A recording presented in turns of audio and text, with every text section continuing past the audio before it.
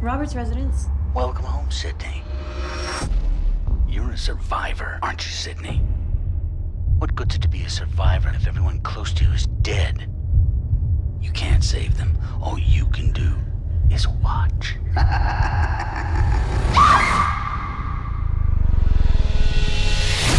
Modern audiences have become savvy to the rules of the originals. I mean, there are still rules, but the rules have changed. And the kill's gotta be like way more extreme. All right, back with Scream 4, returning to kill a fresh, new, fine-ass crop of white teenage girls. That's right, the return of the Ghostface Killer. I don't know. You said a fresh new crop. I see that Courtney Cox and Nev Campbell still in this. Ain't nothing fresh about either one of them. Leon, that's what happens when you don't kill teenage girls. They get old.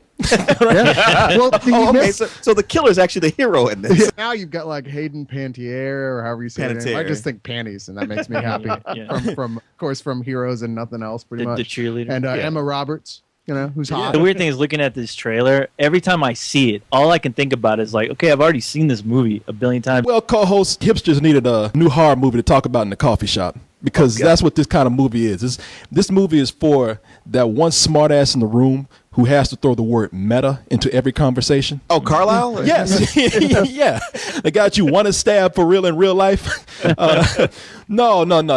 Because listen, if you remember the first Scream, I mean, what made the first Scream so popular is that it was very self-referential about the state of horror movies. It was meta at a time when people weren't saying meta. Well, when it it was was- unknown, when no one was doing meta. Not at all. Yeah, exactly. It was a very surprising film. And that's what made that film so cool and fun to watch and funny. It's like, wow, a horror movie that I can enjoy, laugh at, and yet be scared at the same time. Yeah, that which is why by the time it got to 3, when they had just run out of meta humor, they were making fun of their own series because they had made fun of all the rest of them Yeah, already. and now that series has become the Sarah Connor, where you actually want to go back in time and like destroy it, make sure it doesn't happen, so you never have to hear that term. Yeah, meta you want to go back and kill Kevin Williamson, or who wrote the script? Yeah, you want to send a robot after his ass, to like destroy him. Well, it just reached that point where the Scream movies were indistinguishable from the scary movies. Yeah, they kind of merged and just They did. formed Yeah, into they did. one thing. But I mean, that being said, y'all are making fun of meta. I mean, it's a term that you use that there's no other word to describe that lots of entertainment does, including entertainment that you guys love, like Archer and the Venture Brothers. But Scream 4, now I admit, it's been 10 years, right, or something. Anyway, It's been too long. It's been How about some that? period of time, and horror has the rules of horror, as it were, which was the basis of the game of Scream. That the guy was all concerned, the killer's always concerned about the rules of horror. The rules of horror have changed in this day and age because we've had to sit through a lot of torture porn and shit like that. Right. So, Well, that's the thing about this film. I mean, granted, now after Scream and 2 and Scream 3, we've been given a lot of films that are very self-referential. I mean, Nick Frost and Simon Pegg, they gave us like 2 great films that do that: Shaun of the Dead and also Hot Fuzz. Hot Fuzz, yeah. So, and they even reference that in this movie, at least Shaun of the Dead they do. And so you look at this and you say, what can they do that can resurrect this series? Because you're right, when you got to Scream 3, you were screaming yourself, no, not another one. It does recognize that the rules of horror have changed. It also does not want to just reference the genre of horror. It wants to reference the state of entertainment itself, what it takes to be famous. How has entertainment been changed by new technology? Foremost, that being social media such as Twittering and YouTube, and what people are getting famous for. And I got to say, I got a bad feeling about everything you're saying right now. Well, I mean, all I'm thinking about is, so it's Scary Movie Part 4. I mean, Yeah. there's already a scary movie. or Part geez. 5, whatever. Yeah. You're the only one paying attention, all right? now, looking at it, it does suffer from, whatever you forgave the first Scream 4, because I don't think it's perfect, but it had so much groundbreaking stuff going on and did it well that you forgave it for a lot of things. Now we get to Scream 4 here. You're like, I've seen this already, so whatever you fuck up on, I'm not going to forgive you this time, all right? Be hyper aware of all the mistakes now because it's nothing new. Yeah. You are not a child anymore, okay? When you fuck up, That's it. you're going to be called on it. It has been 10 years since the first events, and everybody remembers Sidney Prescott, played by Nev Campbell, who is now almost 40, but she has No choice but to be in Scream 4. But no, That Party of 5 reunion is never happening. in the movie, she has created a self-help book behind her experience with the Woodsboro murders that occurred, and is on a successful tour. She's trying to act all high and mighty, like, I don't want to cash in on the misery of people, but on my last book tour, just for marketing, I'm going to stop by the town where all the killings happened before, and I'm going to come here and have a book signing. Meanwhile, you know that if she's around, Ghostface ain't too far behind. It's a wonder people just don't leave town whenever she comes in. I gotta admit that if I was her, I'd be like, you know what? Statistically, what are the odds of this happening 4 times in a row? I'm gonna go back there. I'm sure Die Hard said the same thing. That's what they should do. Bring Bruce Willis in to get rid of Ghostface.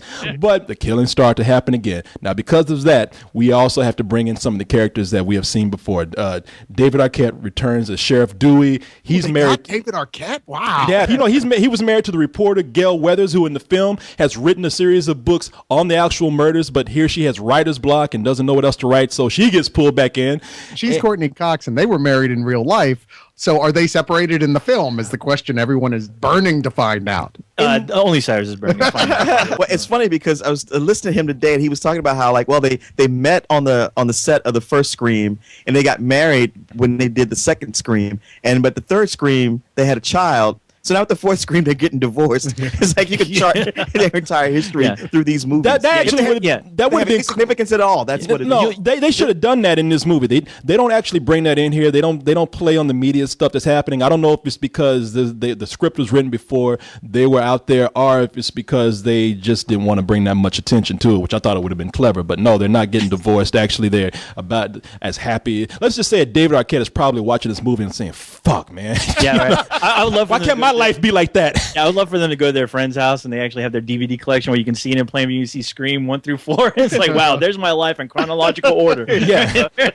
And rounding out the cast of new characters in the movie, you have a couple of perpetually live casting film geeks played by Eric Knudsen and Macaulay Culkin's little bro, Roy Culkin.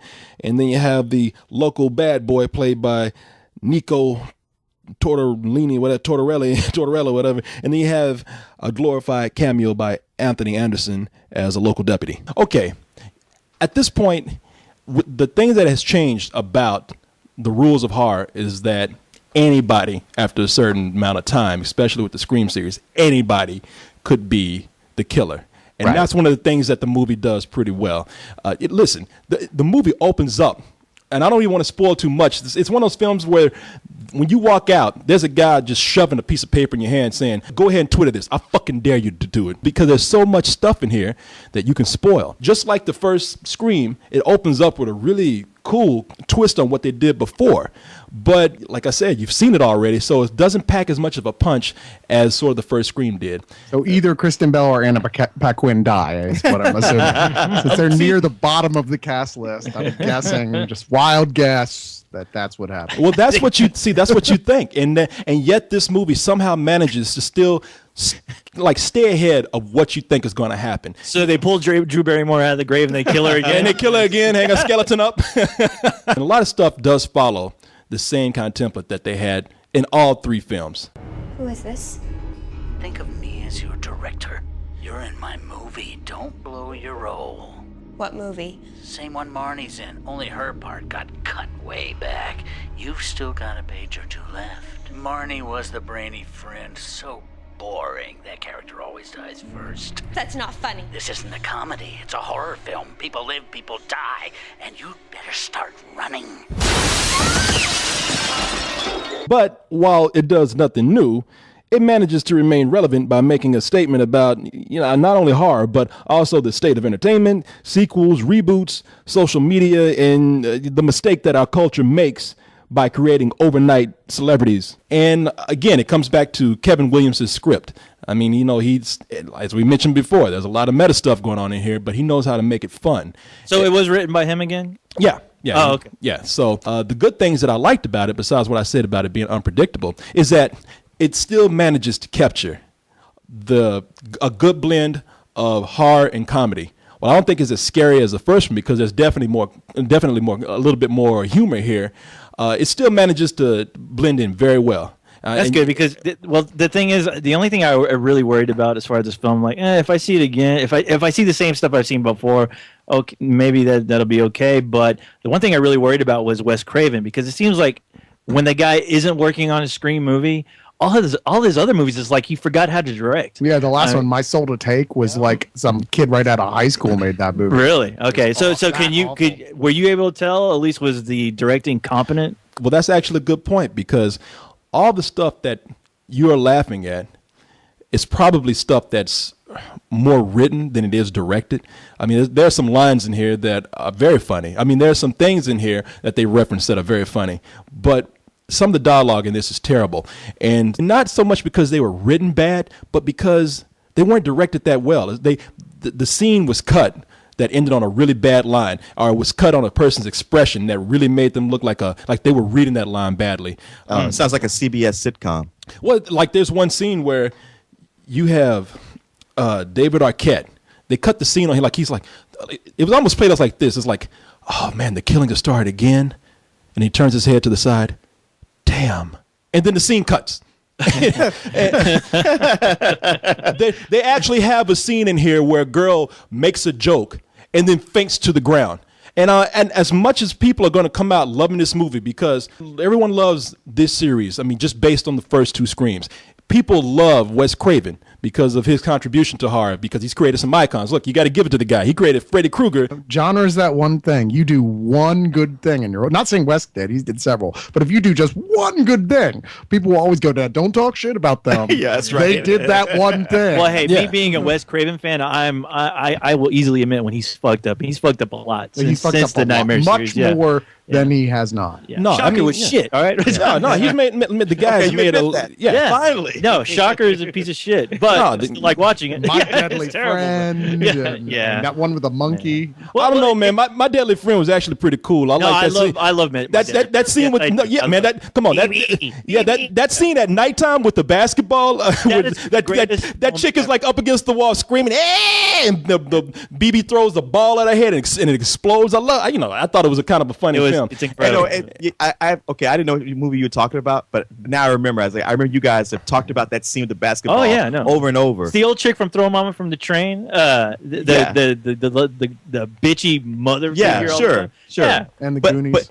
In the Goonies, but yeah. it sounds like y'all really love that one scene, and the rest of the movie is You just a don't big remember? throwaway. No. Actually, that one scene is the icing on the cake. But I just love the ridiculous idea of that film. Okay, Leon, I only saw that one scene. I haven't seen the rest of the movie. He watched that on Well, YouTube. I own it on DVD. Well, all right, we're getting so- off track here anyway. The thing, you're right. I mean, I don't think Wes Craven is as strong as a director. I mean, if he was ever as strong as his idea as a director, I think he directs actors pretty bad. And in this one, there's a lot of scenes where if it wasn't for the writing, this would be a pretty bad film.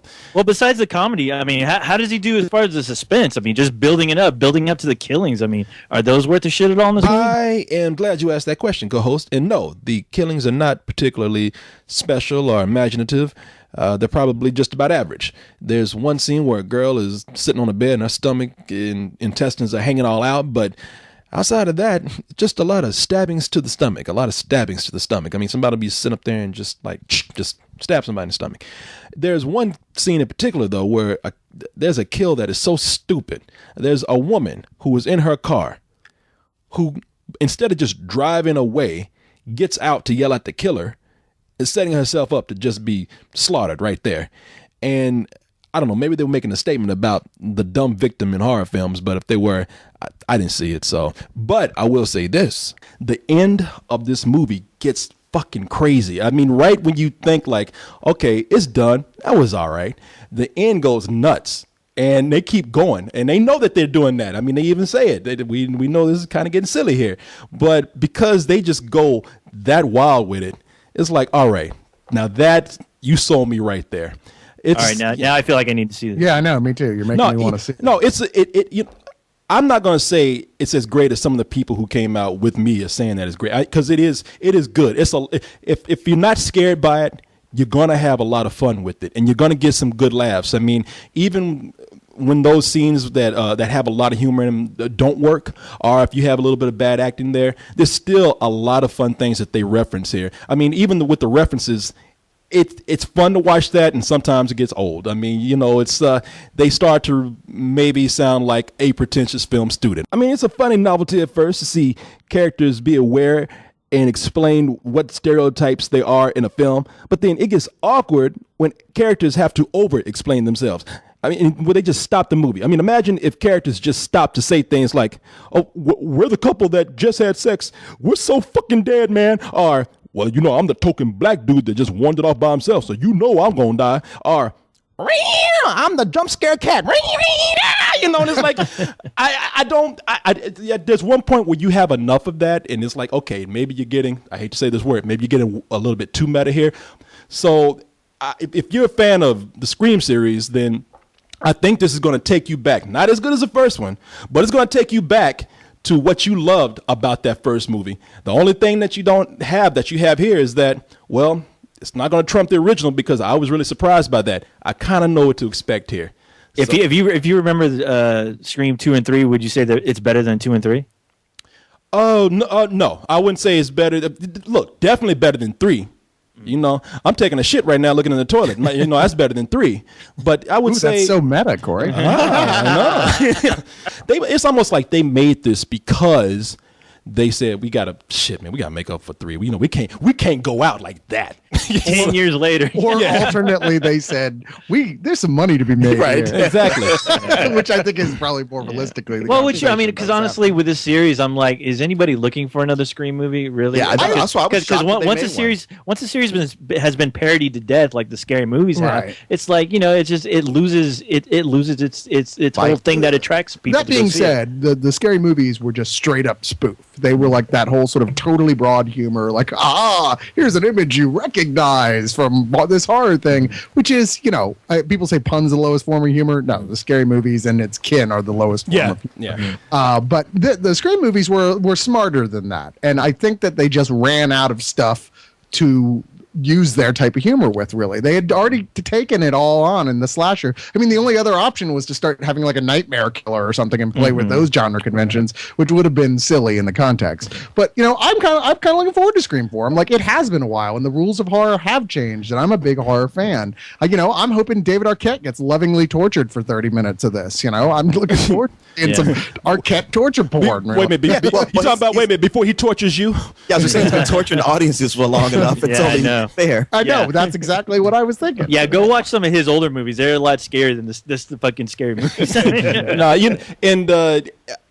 there's a lot of people. I mean, they bring back everybody that they can for this. I mean, even bring back the guy who plays Ghostface, who's behind the mask, Dane Farwell. I've always. What about Jamie Kennedy? Does he come back to be the expert? Dead. No, anybody that's alive, all right. But one of the things that I like about Ghostface is that Ghostface is always a new character. But one of the things that Ghostface does is Ghostface always has that cool ass sexy voice. You know, and I've always thought, like, you know, Ghostface could fucking. Why is he killing people? You know, why don't he go work in radio? So, you know, or have like a sex line or something. So, yeah. Hey, this is Ghostface. What are you wearing? Hello. I'm just wearing panties. I'm wearing nothing but a ghost face. I'm waiting for him to team up with Jigsaw and they do a Quiet Storm radio show. And now with the weather, we have Jigsaw. It's gonna rain. But man, you know, but they even bring back the guy. They even bring back the guy who does. Leon's dying over here. Somebody cut his ass. The guy from Family Guy, and that made us all happy. Yeah, you probably didn't know that there was a guy who is the actual voice of Ghostface. A guy named a guy named Roger L. Jackson does the voice of Ghostface. So don't think you can go out and buy. One of those. If I'm not mistaken, he does the voice of Mojo Jojo from the Powerpuff Girls. I don't know. He might. He could. Yes, he does. And Butch. Okay, there you go. No, he's back here again because who else is going to do it? Honestly, horror fans are you know, we're not totally picky, but things that are as important as that, we'd be like, hey, yeah. Ghostface. I always thought it was the guy who did Optimus Prime, but you know, Ghostface roll out. But you know, but no, it's they bring that guy back, so people don't think you can get little Ghostface device and you can sound like him because there's one guy who does it. It's not like buying a Darth Vader helmet or anything like that. Don't confuse him with Samuel Jackson because that'd be a different kind of scream. Ah! So you know, it's funny because I've seen that guy and he's like a fat redhead who wears glasses. Is he? Yeah. Wow. Ain't that cool? Did I ruin it? I would love to see that audition where they're just kind of like, why don't we just use the voice? He just stand up, the fucking stomach sticking out from under the robe. He got gout sticking out from under the fucking mask. But But look, no, he can't catch anybody. He can't even catch his breath. he's still got glasses on, like on outside the ghost face mask. but you know, I would give this movie, now like I said, I'm not going to like it as much as everybody else. I just cannot forgive certain scenes that I thought just ended badly. They stood out to me. They stood out to me very, very much. So I think, you know what, and let me recommend it to you guys to go see this at midnight. It would be an amazing experience to see this with a bunch of people who are looking forward to this and actually have it be a decent film for that crowd and for the fans. I would put it up there right with, it's not as good as the first Scream, but it's right up there with Scream 2, if not just a little bit behind. So I would give this a high matinee. The things that are bad about it are just that noticeable. So it's a fun movie. It's a fun movie. Like I said, it can get a little annoying with some of the referential stuff, but that's the thing that makes it smart. I mean, this would be perfect if at the end of the movie, it was Quentin Tarantino who was the killer. He comes up ready to stab somebody, pulls off the mask. Now this is the part where I'm supposed to leap out and kill you while making the audience jump, man. But I'm gonna turn the genre on his head, like Dario Argento did with Deep Red, which was poorly received in 1975, man. But because it was These aren't just random killings.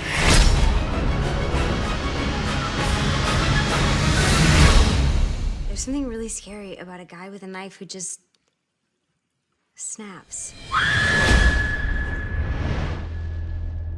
I hear you like horror movies. It's for you.